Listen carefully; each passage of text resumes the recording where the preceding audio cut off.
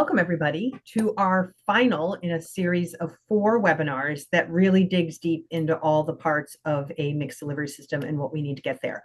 I'm Sassy Nyman. I'm the Deputy Director at the Center for Early Learning Funding Equity, and we are so pleased that you have joined us today. Before we jump in, we'll have our presenters introduce themselves, and then we're going to dive in. Hi, I'm Teresa Hawley. I'm the Executive Director here at CELFE and really pleased to be talking with you today. I have long history in working on mixed delivery systems, especially in the state of Illinois and the city of Chicago, and that's what I'll be talking about today. Hi, everyone. Great to be with you this afternoon or morning, depending where you are. My name's Emmy Liss. I'm an independent early childhood policy consultant based out of New York City. I wear a couple of different hats in my work currently. I work locally in New York City on early childhood policy and advocacy, and previously spent many years working for the New York City Department of Education, which I'll talk more about today. I also do work nationally, consulting with cities and counties around the country on the design of their publicly funded early childhood systems and bringing them together to learn from each other through an initiative housed at New America, the DC-based think tank. All right, so I hope folks are ready for an engaging conversation. Today we're going upstream. We're really looking at the coordination of funds going upstream to really realize a simpler, better, and fairer system for kids and families. So with that, we'll do our introduction. If you've been with us on this webinar series before, we have a couple of slides that we like to set this up. These webinars are very closely tied to a series of briefs that we came out with, that CELFE came out with last spring, kind of this patchwork series. And this graphic is in the second one of those. And it really does encapsulate what we mean and our vision when we think about a mixed delivery system with children and families at the center. So this picture drawn by our former friend and colleague, Maria Whelan, has been brought to life. And we think it's just a great visual. So we like to go back to it. So we're really just grounding ourselves in the one system vision. It's a one system for all. Could you go back? So it's really focused on all kids, all families, all settings, meeting the needs where they are, knowing that all children's needs are different. So this is really a grounding visual as we start this conversation. And again, this has been kind of prevalent in each one of the webinars that we've had so far. Next slide. So as I mentioned, this is the fourth in a series of 4 webinars that are tied to our Patchwork to Systems series of briefs that came out last spring. Those are available on our website, and we'll have some resources that we'll put in the question and answer or the chat at the end of our webinar. But so just wanted to ground you in terms of really what ended up developing as we started these briefs was we ended up kind of inadvertently or organically coming out with a framework. And so this is the fourth part of that framework, and it really digs into the money, right? The funding and how we use those funds to more adequately and equitably fund our systems, both at the state and the city level. And I'm excited that we're going to dig into both of those in today's webinar. So our third webinar, or actually our second webinar in the series, really focused on this state and local structure. And we think that this is foundational to the framework, right? This idea that how does local inform policy at the state or city level, and how does then the state or the city draw the information and the realities of what kids need where they are based on their family characteristics, based on their geography, etc. So this is a really symbiotic relationship we think is foundational to having a mixed delivery system that really is simpler, better, and fairer. So we like to ground our conversations in this as well, because while it was in the second of the briefs, it really is foundational to the very framework of a mixed delivery system. And you can go back and listen to that second webinar if you didn't join us. All right, next slide. All right, so Emmy, we're going to start in New York. So New York has been a leader in early childhood. I was actually talking to somebody recently about an old colleague and friend, Nancy Colvin, who was a leader in New York City advocacy many years ago. And so lots has happened in New York. It's an exciting time right now in the city. Tell us about when you were in New York City, in the city government. Tell us about the vision in terms of simpler, better, fair. And then I think that'll kind of lead you into really the structure. And I'm particularly interested in how contracting was used in kind of a 21st century vision, right? As opposed to traditional, how we thought about contracted slots. Talk about in your structure and in your vision how contracting really helped to operationalize that in the city of New York. Great. Thank you, Ceci. And just to say thank you again so much to CELFE for including me in this conversation. I love any excuse to get deep into the weeds of early childhood funding and to be with people who want to do that. So as I shared before, I worked previously at the New York City Department of Education. I was there from 2015 to 2022, which was sort of an incredibly expansive period for early childhood services and funding in New York. But to frame the conversation, I want to go backwards a little bit and just give a quick bit of history on early childhood funding and governance in New York. It will be quick. I'm briefly going back to the 1960s, but very briefly, which is just to say, so New York City has had, or sorry, New York State rather, like many states around the country, has sort of dabbled in pre-K over the years, starting with targeted funding for low-income communities in the 1960s and expanding the state preschool program beginning in the 1990s. That program was sort of universal in name, but it has not at a state level ever really achieved universal access. And so in 2014, New York City launched an ambitious universal pre-K program. Pre-K for All had been the campaign promise of then candidate for mayor Bill de Blasio. And when he was elected, he committed to a rapid expansion, promising free, full-day, high-quality pre-K to every 4-year-old in New York City by the fall of 2015. It's a really rapid timeline. This program was managed by my alma mater, the New York City Department of Education, and was to be administered as a mixed delivery system with about half the capacity in public schools and about half the capacity in contracted early childhood programs. It's worth noting that New York City's Department of Education is a school district. It's the school district serving all 5 boroughs, but it is also effectively a city agency because of mayoral control here in New York. So that means the mayor has really outsized control when it comes to the school system. I know that is not the case in every place. To fund the big pre-K expansion, de Blasio had campaigned on the idea of a wealth tax, so wanting to raise income taxes in New York City, specifically on the most wealthy, in order to fund a universal pre-K program. That was viewed as a very hostile idea by our governor at the time, and only the state can raise taxes in New York. So a compromise was hatched at the time that New York State would increase the size of its pre-K funding with a large portion dedicated to New York City, and then the city would invest a meaningful sum of its own general tax revenue to scale the preschool program. The state funding felt particularly precarious, I would say, at the time, given some challenging dynamics between the governor and the mayor. And so that was part of what drove the mayor's feelings about the need to move really quickly in expansion. So in the when de Blasio took office in 2014, there were about 19,000 kids in full-day pre-K in New York City. By the fall of 2015, we had about 70,000 kids in full-day pre-K in New York City. So it was big and it was fast. But it would also be misleading to suggest that pre-K is the only or was the only program in New York City. So prior to the launch of pre-K, New York City had other formal early childhood programs in place, like places all over the country. We had our child care block grant funding, we had Head Start funding in New York. And in 2012, those 2 funding streams, along with city dollars, had been brought together in a program called Early Learn, which was administered by the city's social service agency, essentially. And it was a program intended to serve the lowest income infants, toddlers, and preschoolers in the city. Early Learn served about 20,000 kids across sort of all ages from 0 to 5.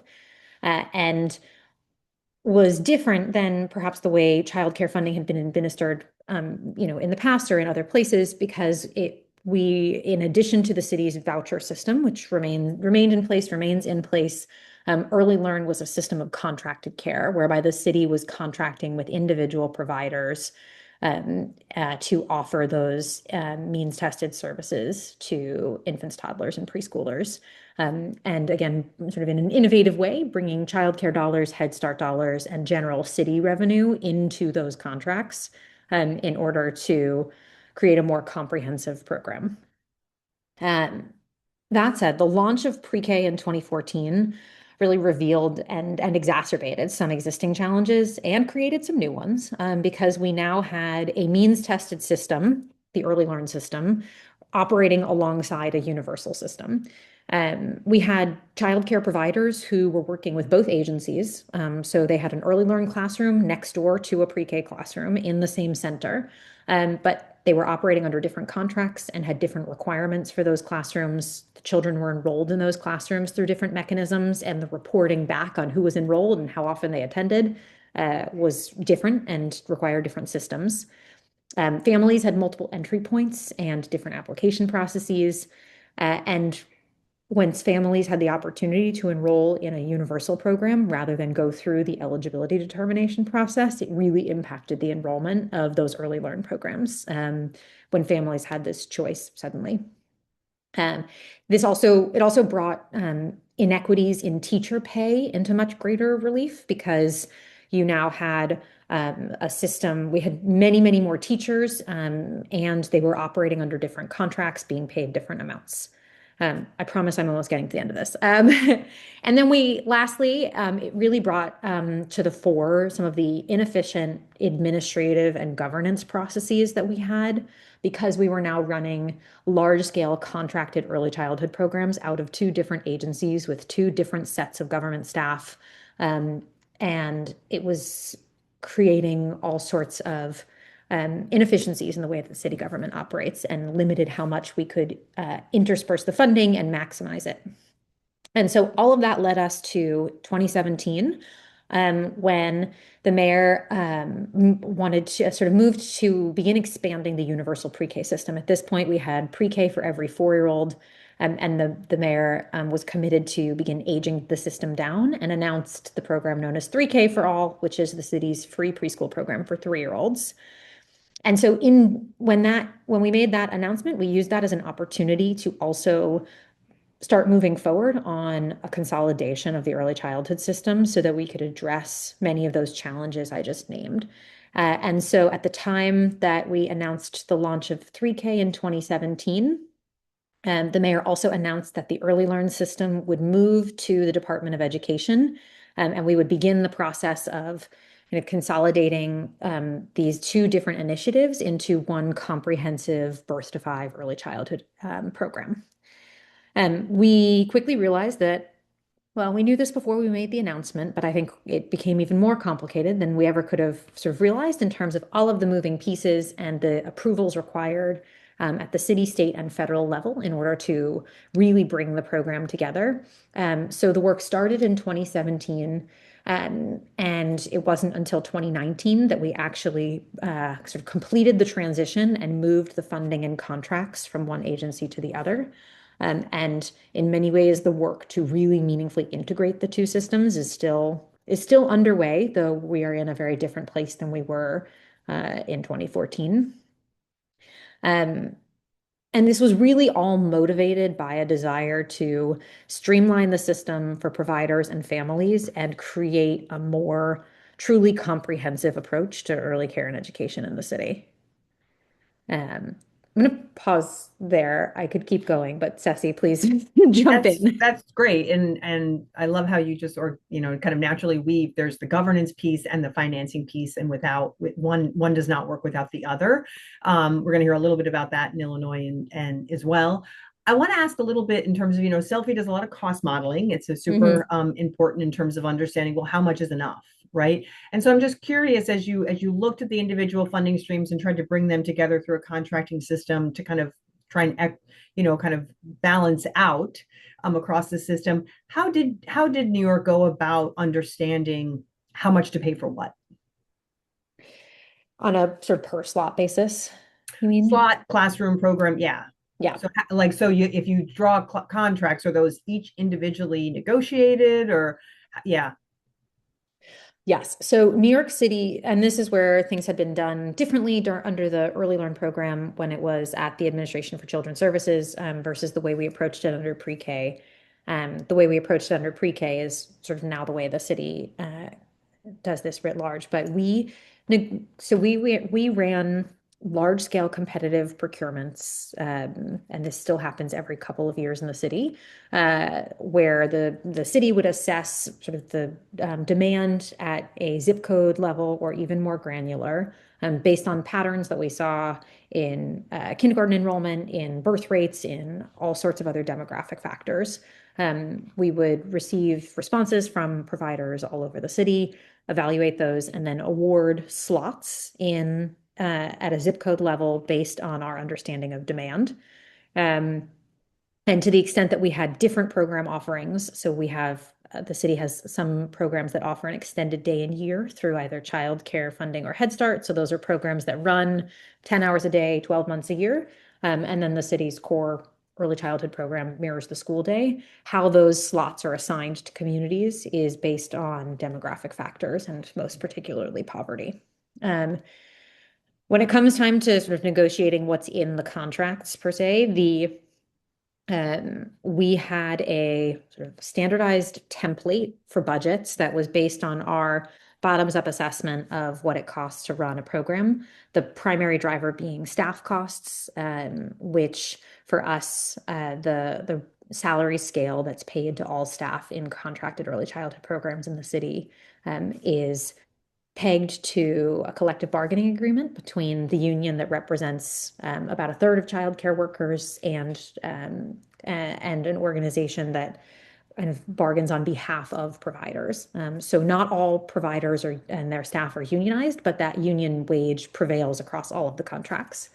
And so that's one of the biggest inputs into budgets. One of the other biggest inputs is rent, which is highly variable across New York City's 5 boroughs. So our contracts allowed for flexibility in what the facilities costs were, and then assorted other buckets, supplies and materials, insurance, all the other cost drivers for a program. And so as an agency, we went out and negotiated budgets on an individual basis with every single one of our over 1,000 contracted providers, sort of all within a range, but each is a little bit different. And there are differences for programs that run the full year, again, and they do so by having childcare or Head Start funding blended into their contract.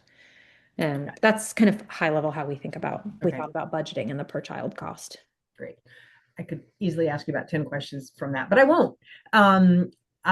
So before we move on to Illinois, just leave us with a couple of your key takeaways or learnings that as we think about who's listening today, what they want to what they can walk away with in terms of thinking about where they are. Yeah. So if we want to jump actually past this one, to understanding just, how the money flows. Our little colorful web. We can jump past that and we'll come back if we talk more about the funding flows. But in terms of lessons learned, I think that it's really easy to kind of get lost in the math and the dollar signs and like trying to follow where all of the money goes. But I think it's important to start from understanding what the policy goals are and how an integrated funding approach will get you there. I think a big part of what we uncovered when we started working across agencies and across funding streams. This will sound obvious to anybody who has spent time in the early childhood space, but our existing funding streams all have really different goals and motivations behind them in many ways. Our state pre-K program was really grounded in sort of education and education standards. Our childcare funding was really tied to workforce and to ensuring that parents had had the ability to get to work, and Head Start has its own approach, really grounded in anti-poverty, 2-generation solutions. And you can find commonalities between all of those funding streams.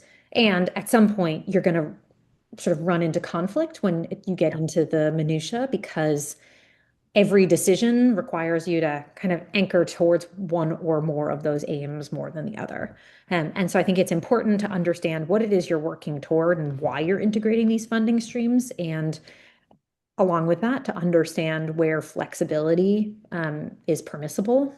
So what can if you're doing this at the municipal level, what can the city do without state or federal permission? And where do you have the most room to just maneuver versus where do you need clearance from all of your respective government agencies? What do you really need? And how can you go about getting it from them in order to move towards your policy goals? Um, I think Yeah. something we tried to do as much as possible in New York City, as you hear me describing this sort of wildly complex model that included 1,000+ negotiated budgets, is we tried to take on as much of the administrative burden centrally as possible. So we had a city agency that was pretty scaled, had a lot of staff capacity, and so we took on as much of the blending and braiding and minutia of reporting and all it behind the scenes and tried to keep as much of it as we could out of providers' hands. I think there are pros and cons there. You have to have a sufficiently staffed central administrative structure to be able to do that, and that's something New York City has struggled with over recent years. But I think that was a sort of really clear value policy choice that we made. And the last I'll just highlight from here is I think a big goal for us all along, and one we tried to hold true to as much as possible, was to have families feel like this was one early childhood system, that it was clear how to enter, that they didn't have to provide different information to access different programs. And that isn't always the case. For some of our programs, we had to, in order to claim certain funding streams, collect more information about a family's income or work status. But as much as possible, we wanted families to feel like every program they were walking into was a New York City early childhood program held to the same standards with the same high quality experience for their child, and that they were welcome there no matter what. Awesome. I think we have a minute. Let's go back and then look at what changed, right, in Yeah. terms of that flow. Because I think that this is really helpful to see where you started and how it did change as a result of the effort. Yeah. So, and I will say this is, I think everyone who works in this space could draw their own version of this chart. I went for the simpler version, so you don't see early intervention on here, you don't see home visiting, you don't see sort of all of the programs that support kids birth to 5, but this is just the funding streams that most specifically fed into our contracted system. So where we were before the changes I outlined is you had funding, coming from the federal and state government to a couple of different city agencies that were then also all working with childcare providers. So you have our block grant funding coming from the federal government to New York State's Office of Children and Family Services. New York State does then put quite a bit of additional money into its childcare program, and that money comes to New York City's Administration for Children's Services. The money is then pushed out in a couple of different ways. Some of it goes to the agency that manages cash assistance in New York City, the Human Resources Administration, for vouchers to families who receive TANF. ACS administers low-income vouchers, so for families who are not mandated under block grant regulation, but who receive it based on their income and work status. And then those funds went into the early learn contracts. We have Head Start funding coming to New York City in a couple different ways here. We had a Head Start sort of super grant, as I don't know that that's its official term, but that's always what we called it. So that grant came from the feds to ACS, and that money was included in early learn contracts. There are also dozens of providers in the city who directly receive Head Start grants. Many of them are the same providers. And then lastly, on the right-hand side here, you have the flow of pre-K funding from the state education department to the city education department, and then to providers. I think the kind of split structure at the state level is not uncommon. We have that in many other states around the country as well, though there is this newer trend, as I know you have in Illinois, to consolidate a bit more.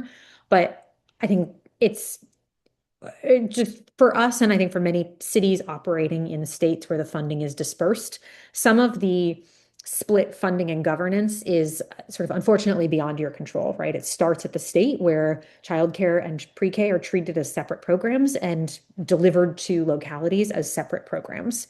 Um, and that is a big part of what makes it really hard to integrate these systems. Within New York State, New York City is unique because we have one county government, one city government, one school district. And that means sort of the same unit of government is dealing with pre-K funding and childcare funding. In New York, that is otherwise not the case. Childcare funding goes to counties and pre-K funding goes to school districts, which are not the same. But so this is where we were prior to 2019. And for us, the pieces we tried to tackle most were how could we integrate the early learn contracts and the pre-K contracts so that providers had one point of interface with the city, and we were maximizing as much of our different funding into those contracts as possible. So if you jump to the next slide, you'll see that we didn't make this all that much simpler in that you still have all the same agencies are still involved in some capacity or another. But the biggest difference you see here is that providers are receiving one set of contracts from the city, and those contracts all come from the Department of Education, and those contracts include Head Start funding, pre-K funding, and childcare funding, as well as city dollars. Where we didn't perfectly solve all of the world's problems here is the voucher system is still administered separately from the contracted care system. And it is also worth noting that the city's Head Start grant was not renewed in its most recent recompetition. So as of next June, New York City will no longer have a Head Start super grant. The only way providers in New York City will receive Head Start dollars is through direct federal grants. Interesting. We'll bring you back after that and tell Yes. us how that worked out. That's great. All right, so we're gonna go to the third coast, what we like to call in ourselves in Illinois and Chicago, to dig down into first at the state level, and then really think about, much like New York City is an entity in and of itself, our city of Chicago is pretty large and significant. So Teresa, you've worked on funding design over, I think, 3 governors for many years. So tell us what we got here. Well, we've got a very similar story here in Illinois as the story in New York and New York City. We absolutely have fragmented funding across multiple agencies. We call this chart in Illinois lovingly our spaghetti chart because it just is, it really has been created just to show you how complicated things are, how chopped up things are. It's chopped up by the funding source in the from the federal government or whether that's coming from the state. It's chopped up by agency at the state level that administers things. It's chopped up at the city or local level of who is administering things. And I love what Emmy said about the unique situation of New York City of having all its jurisdictions all together, the school district, the county, the city. That's not the case really anywhere in Illinois. And in particular, the state really administers its childcare funding directly to local providers. So there isn't any local entity really that is mediating that childcare funding in Illinois. So same kind of story. We've got this tremendous fragmentation. New York or Illinois has an interesting history in that, unlike a lot of states, it has grown both its pre-K and education funding, and in fact, even some education funding for birth to 3-year-olds very dramatically over the last 30 years, and grew its childcare funding quite dramatically. That the state invests a great deal of its own resources in childcare. So we have a very large childcare system, a very large pre-K system. It is called Preschool for All, and as Emmy said, like we may have named it that, but that is not actually what it's doing right now in Illinois. It's for 3 and 4-year-olds, but it has been prioritized for kids at risk. So we had gotten pretty much more or less to scale of providing preschool for kids at risk, especially in the city of Chicago. We still have some deserts out there, but largely have reached that in our state. We haven't reached universal services for all 3 and 4-year old. So yes, a complex kind of mess here of funding streams. And the way it's been designed is sort of a lot of goodwill across state agencies where they're all willing to partner together to try to make this system work better for providers.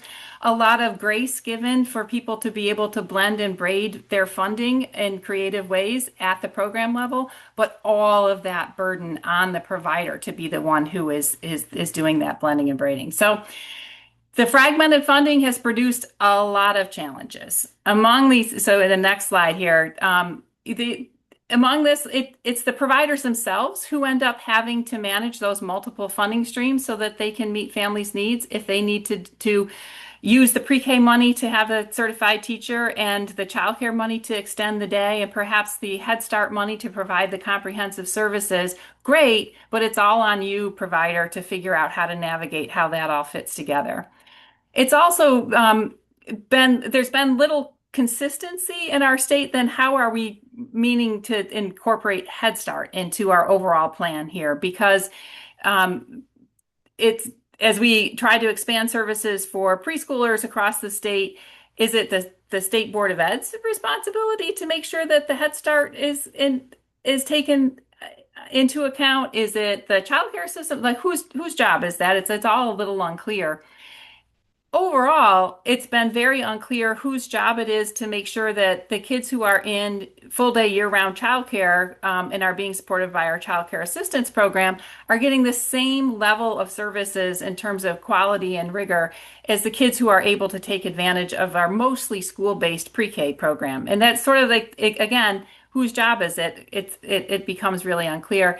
And as we've documented in some research that we've done here at CELFE and with some other partners, that means that the funding gets really lumpy. It means that at the program level, there's haves and have-nots, and in fact, at the community level, there are haves and have-nots of different places that are able to draw down this funding differentially. And so we're not getting the equitable, seamless, easy to navigate, simpler, better, fairer system that families need and that providers, frankly, need in order to be able to navigate. So, because of this, the state launched a funding commission back in 2019 to address this issue. So, when Emmy was doing her timeline, I'm like, wow, a lot of these dates really coincide. Like the same kind of wave was going through particularly big cities and states who have been heavily invested. How can we make this simpler? How can we make it better? Little did we know that the pandemic was coming to just make it all more complicated for us in the meantime. But so we had this funding commission, and what came out of that funding commission was a real need to redesign the funding system and a clear message to the governor that you're not going to be able to redesign the funding system unless you redesign the governance here, unless we start to fix that spaghetti chart and start making one agency in charge of all this. You're not going to be able to do that. So the state is in that process now. That the Department of Early Childhood has been up and going for a little, I think, over a year now, and they're aiming towards taking over the early childhood system next July. Hopefully with that simpler, better, fairer system designed and getting started to be implemented in our state. So same kind of story.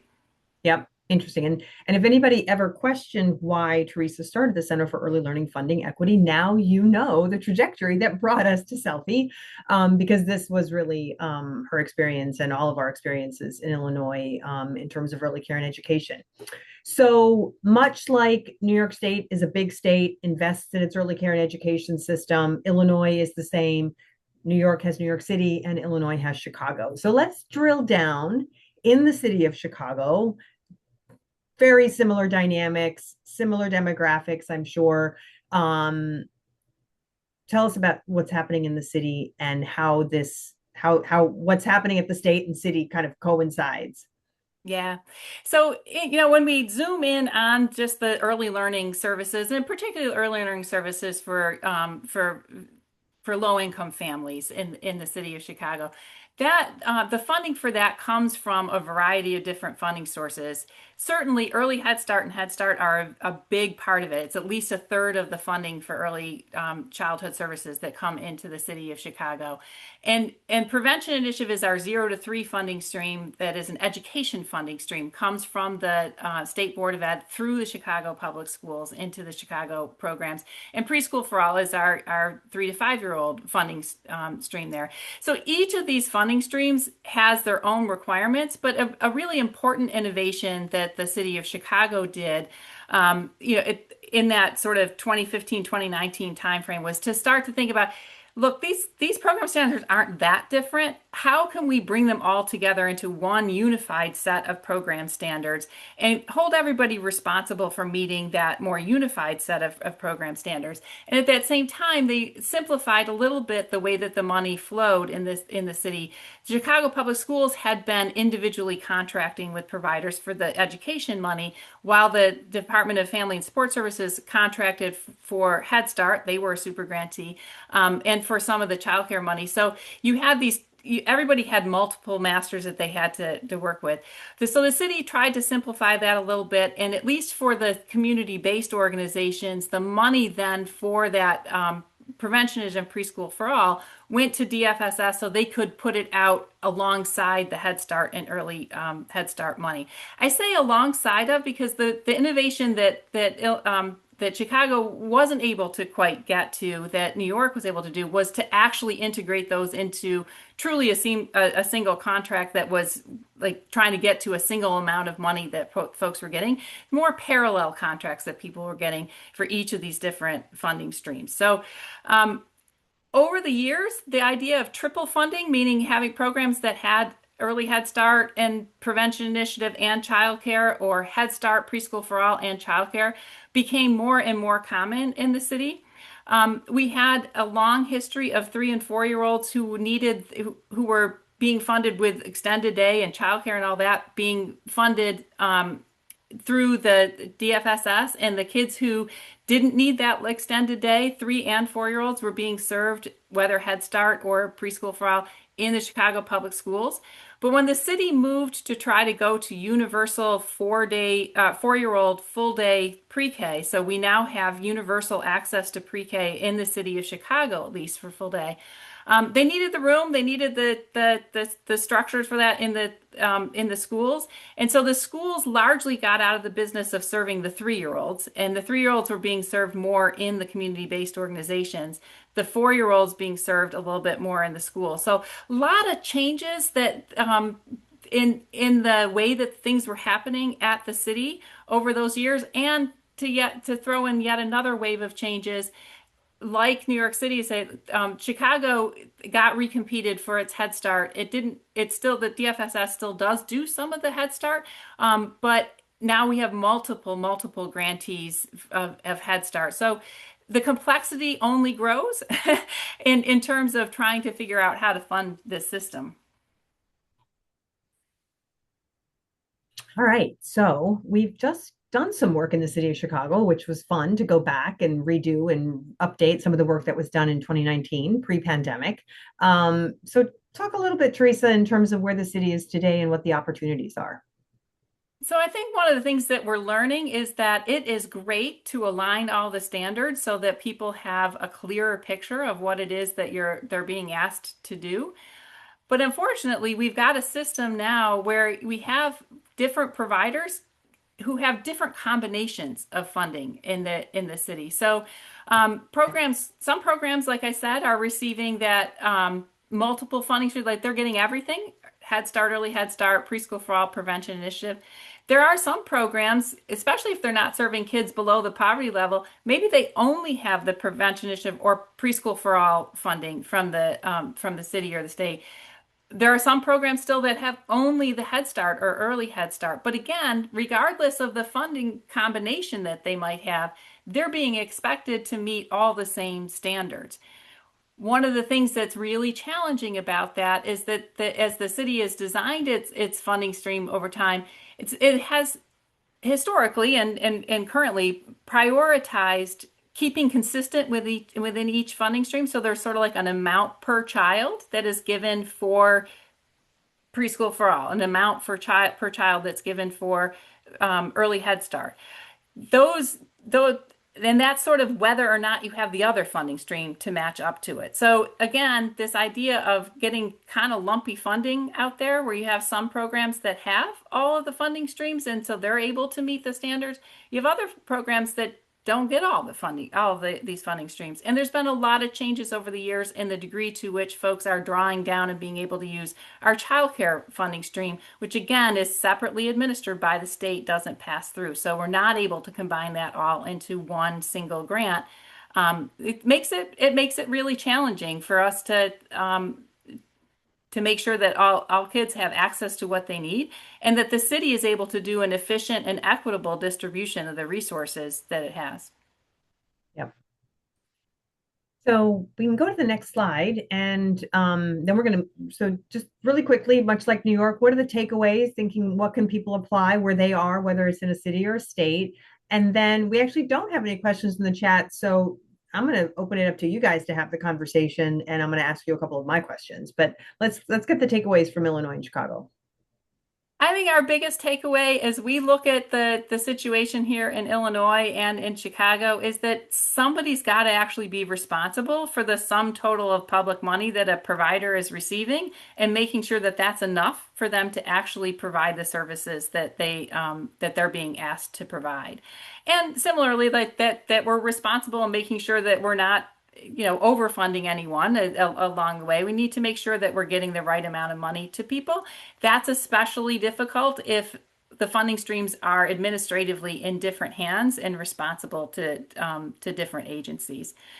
Blending and braiding is great for maximizing the use of funding streams, but it really can cause a lot of challenges, both for the providers who have tremendous administrative complexity to deal with there, but importantly, and I think this gets overlooked, it's a problem for the state and the city because it makes it really hard to figure out how to use any one individual funding stream if you don't know how it's being combined with other funding streams at the provider level. So again, it goes back to the who's in charge of seeing how it all fits together.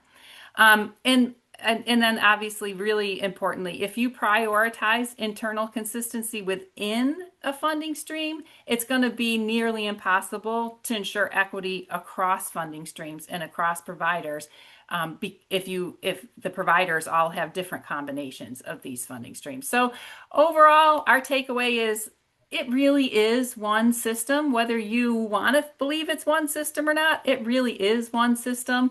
All of the public money has to be thought of together and accounted for in your strategy and in your implementation design in order to be able to do an efficiently and equitably simpler, better, fairer system for kids and families. Yeah. So I'm going to ask you guys if you have any questions of each other. So I've seen both of you writing notes and really just engage in a conversation because I feel like there's a couple of places where we haven't really dug in. Emmy, you mentioned, and I know this is always complicates things, particularly in the city of New York, in terms of union contracts and really how that drives compensation and other characteristics in terms of how we fund programs. So I'd love to just have a brief conversation specifically around this number one issue that we're hearing and seeing across the state, which is compensation for our early childhood workforce. So talk a little bit about how that's played into the work that each of you have done. Yeah, so again, I'll go back like very quickly on sort of history. So history in New York City, sort of a portion of childcare workers in New York City have historically been unionized, but not all. It's about a third of the providers who work with the city, whose workers are who contract with the city, whose workers are unionized. When we launched Pre-K for All in 2014, that was really a catalyst for folks to pay attention to how underpaid the childcare workforce had been, because now we had public school teachers teaching pre-K, and in New York City, if you teach pre-K in a public school, you are on the same salary schedule and contract as K-12 teachers. So you have folks in elementary schools teaching pre-K being paid one set of salaries, and then folks in contracted CBOs being paid significantly less. And less on multiple dimensions. Starting salaries were much lower. There were no longevity bonuses over time like there are in the public school system, and there's a big gap in benefits as well. So I'm right sort of right away at the start of pre-K, there was an initial move to increase the starting wages of teachers. Still not, there was still a big gap, but there was movement. And then in subsequent years, there were efforts to give out retention and recruitment bonuses, kind of among other tricks that I know many places have tried, which is a way sort of folks try and deal with this in a one-off basis when they don't necessarily have the budget or political will to permanently raise salaries. So that was sort of a strategy at play in New York. I do think that the integrating of the system in New York City really changed the dynamic because it made it no longer tenable because now you have the contracts all living with a single agency that also employed all of the public school teachers. And at that point, we needed staff and providers with us in order to keep expanding the system, and we were hitting a real breaking point. There was also a change in the union that was representing those workers. So there had been a very small local that didn't necessarily have as much kind of political power within the city that had represented the childcare workers. And in 2019, a much larger, much more sort of politically active union. The union, it's the local of ASME that represents all of the municipal workers in New York City. They took on representing the childcare workers. And that really changed the nature of the labor negotiations. And so in 2019, for the first time ever, we reached agreement, and it's a three-party agreement between the city, which oversees the contracted system, the umbrella organization that represents providers, and the union that was representing the workers, all reached agreement on a contract that would set starting wages for certified teachers at parity with the public school teacher starting wage. It did not address longevity. It did not address the gap in benefits and some of the other real challenges that still exist in the system, but it was a step in the right direction. There's been another contract since that has also made progress on some of those same issues. But this will continue to be, as New York City talks about further expansion to its early childhood system, this will continue to be a big issue, particularly because as New York City talks about expanding care to children who are even younger, oftentimes those teachers are not certified, and the current contract only establishes parity for folks who are certified. It does not establish any kind of parity for assistant teachers or lead teachers who are working towards certification. Got it. Teresa, do you want to talk a little bit about, I mean, maybe, yeah, either the city of Chicago, which we've just done a lot of work on, or if you want to talk also about the state. And then if we have time, I really want to talk about babies and toddlers. Yeah, so I think this question of what's your strategy for trying to raise wages in the field when you have these multiple funding streams is a really important one. In Illinois and in Chicago, we have a lot of attention to this, a lot of desire to get our staff who are, especially those who are certified teachers, getting them pay parity with the public schools, and even for the entire workforce in early care and education to make sure that their wages are going up. But it does become this problem of which funding stream do we do this with, right? So we have the programs that have the layered funding.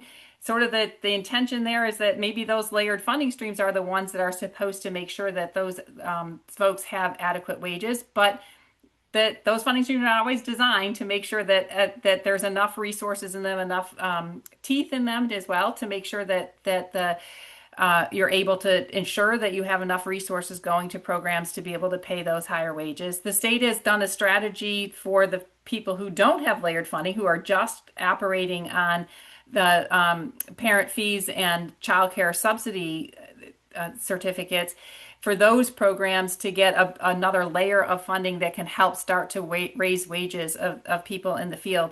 But this question of how do you invest in the wages of the field when you have multiple funding streams and you don't have an overall strategy, it becomes a lot more difficult. So the contrast here with New York City is fascinating to me, where they have all the funding, sort of all the public money sort of being strategically at least administered together, makes it easier to actually come up with a strategy you can implement. Awesome.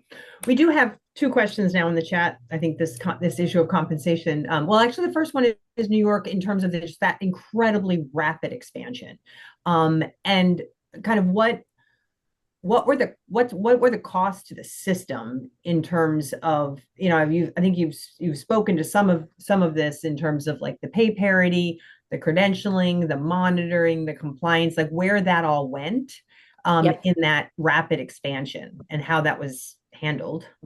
Yeah. So just physically, in terms of how New York City expanded that quickly, um, the New York City is lucky to have a very rich ecosystem of childcare providers. And so the system was built sort of from day one in partnership with contracted childcare providers. And so very quickly, the city just entered into contract with folks who were serving 4-year-olds in private pay classrooms and sort of able to bring financial relief to those families and bring those seats sort of into the contracted system. The city also led a like pretty dramatic campaign to seize every available classroom in an elementary school that it could, and really beef up the pre-K capacity in elementary schools.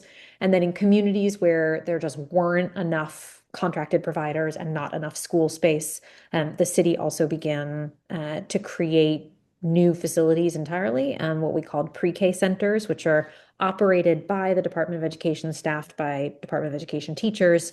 So they're like little school buildings, but they only have only 4-year-olds at the time, later 3-year-olds as well. And so those pre-K centers, as we called them, some of them were in sort of existing spaces that had been leased. Others were ground up builds, which took a couple of years, of course. Um, I think that something I hear a lot when I talk with people about New York City's rapid expansion is this sort of assumption that you can't expand access and do so with quality at the same time. And I disagree with that assertion, but I also recognize that doing sort of expanding access and building quality simultaneously requires resources, which we were lucky to have out of our central administration sort of office and structure. So there was a really significant attention from the beginning to instructional coaching and support for programs. So we had a team of coaches who went out and worked with every pre-K program at varying sort of dosages depending on the needs among their teachers and leaders.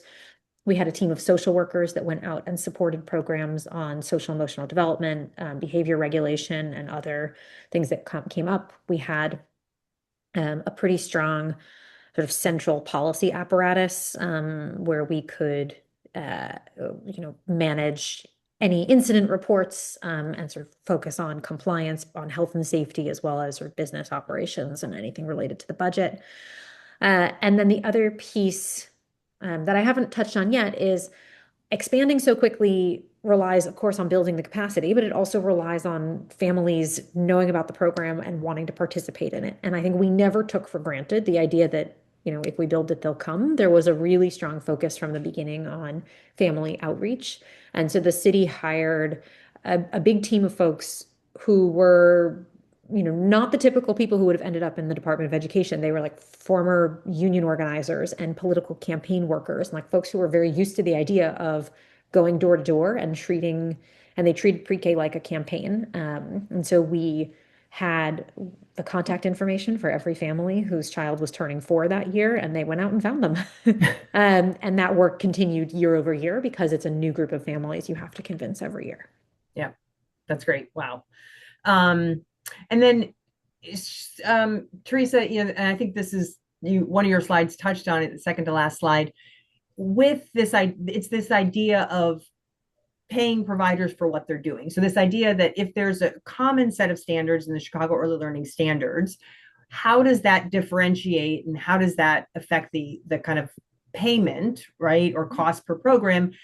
Is there an assumption that everybody's meeting, like, is it an up? Even if you're not funded by Head Start, you're meeting Head Start standards. And how does that all play out, right? That is how the city pulled together the Chicago Early Learning Standards. It was a level up to the highest level across any of the funding streams. And so we just recently completed a cost analysis for this for Chicago to look at what it costs to implement the Chicago Early Learning Standards. sort of agnostic of whether you were doing that through a Head Start funding stream, doing it through a pre-K funding stream, doing it through other funding streams.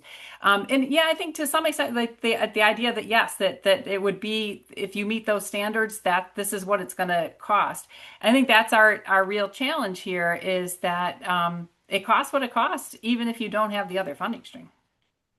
Yeah. Yeah.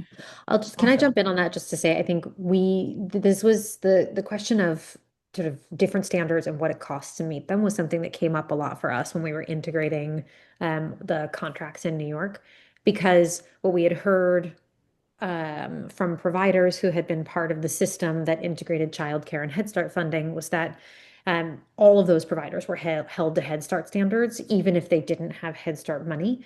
And that was really challenging because Head Start standards are rigorous and really expensive to comply with if you are truly meeting them kind of to their principle and spirit. And so when we sort of integrated all of our funding together, made a choice to keep Head Start programs a little bit separate because we recognized that it took a different kind of resourcing to meet Head Start requirements for all of your children. And so we kept those programs separate, and our core standards that we applied to all programs kind of took things from the Head Start standards that we thought were relevant across all programs and that could be implemented with our kind of core funding model, but only the programs that had Head Start dollars were held to the full complement of 1,400 standards. Yeah, and I think that's so important. It makes a lot of sense. I think if remember that in Chicago, we still largely are, although we've now expanded to 4-year-old universal preschool, a lot of that is delivered through the public schools. That mostly the system, and we were trying to put together these Chicago Early Learning Standards, was a system for low-income children. So we were trying to bring together standards, whether it was under pre-K or under Head Start. You still wanted to have all the comprehensive services. You still wanted to have all of the really low class sizes, the disability services, all of that kind of stuff. But I think it's important as you go to build a truly universal system that there is some differentiation. There are real needs that low-income families have that are additional to what just all children have in terms of a good early learning thing. We're coming on time.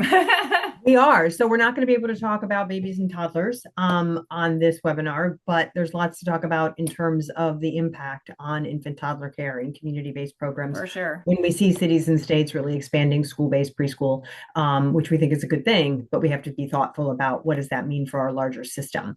So we'll pull up the deck again really quickly because we do want to leave you with a couple of things. As always, these webinars are recorded, and this one will be up along with the first 3 on our website in the next couple of days. The briefs that these are born out of are already there in terms of our webinar series or our mixed delivery series. Let's go to the next slide and talk about upcoming events. So Teresa will be at Build along with Nasha Patel, who was on our first webinar in this series to set the stage for these conversations. So they'll be doing a pre-conference together on the 2nd of December out in Los Angeles, from mixed delivery patchwork to mixed delivery system, what it will take in your state or community. So should be really great. I've gotten a preview of there's lots of activity and interaction. So if you're at Build or happen to be walking by in LA, pop in on the 2nd and check that out. Key resources. So of course, our resources are on the website as well. I am limited because I'm not the host. I actually can't put any resources in the chat, but we are going to follow up this webinar. New America just today with Emmy Liss is one of the authors, a new blog today that really fits nicely into this conversation. So there's a number of resources that will follow up this webinar with and send out to everybody who is registered. So look for that. And as always, stay connected. We want to hear from you if you have feedback on this webinar series, any one or all of them, on the briefs or any of their other things. We do have a new video on our website around infant toddler care, and so check that out if you're teased by the conversation that we didn't get to today. And we appreciate all the work that all of you do wherever you are. yeah, there's something wrong with our settings. So it's not letting us put the resources in. But thank you for what you do. Thank you so much for participating today. Look for the resources, a follow-up. Emmy, thank you so much for joining us. This was great. I learned so much and want to, continue the conversation around so many aspects of what we talked about and learned today. And Teresa, as always, thank you for your leadership. Happy Thanksgiving to all. Thank you. Have a great day, everybody. Thank you.